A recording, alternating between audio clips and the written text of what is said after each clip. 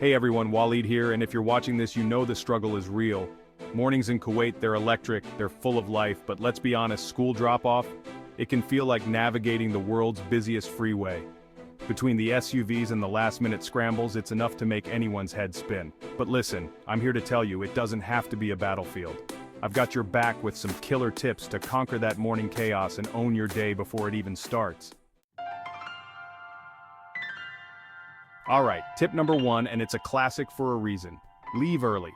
I know, easier said than done when you're wrestling kids out of bed and trying to make sure everyone's got their shoes on the right feet, but trust me, even 15 minutes, that's all it takes.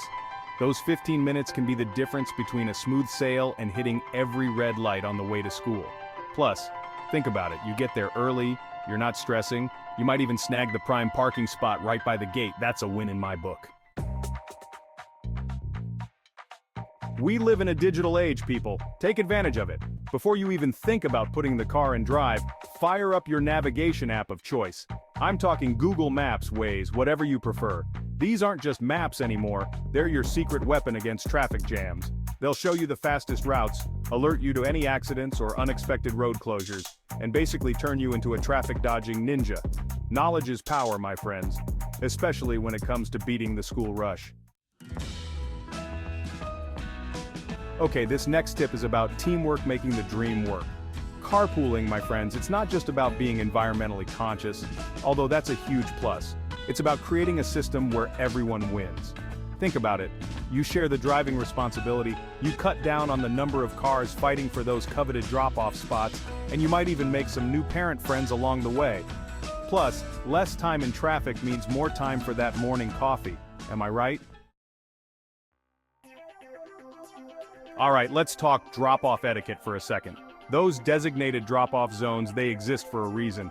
They're like the express lane of the school run. So here's the deal. Have your little ones ready to hop out the second you pull up. Backpacks, lunchboxes, that science project they forgot about until this morning. Make sure it's all within arm's reach. A smooth and efficient drop-off keeps the line moving, keeps everyone happy, and most importantly, gets you on your way faster. Ever notice how everyone flocks to the main school entrance like moths to a flame? Here's a little secret. Most schools have side or back entrances that are practically deserted.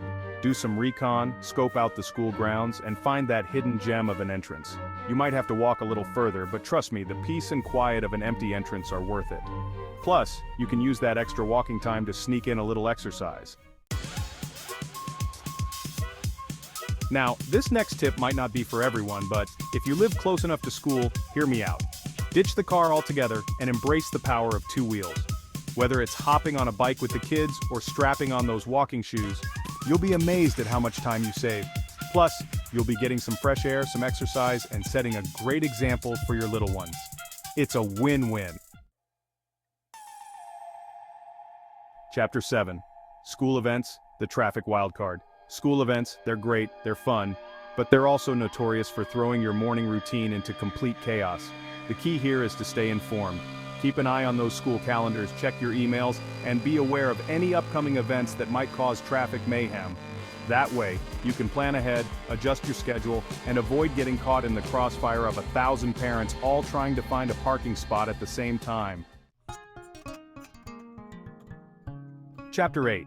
Flex your way to freedom. Okay, I know this one isn't possible for everyone, but if your job offers any kind of flexibility in terms of work hours, use it to your advantage.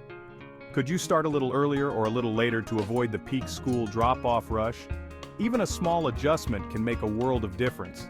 Imagine a world where you're not battling traffic, you're strolling into work with a smile on your face and a spring in your step.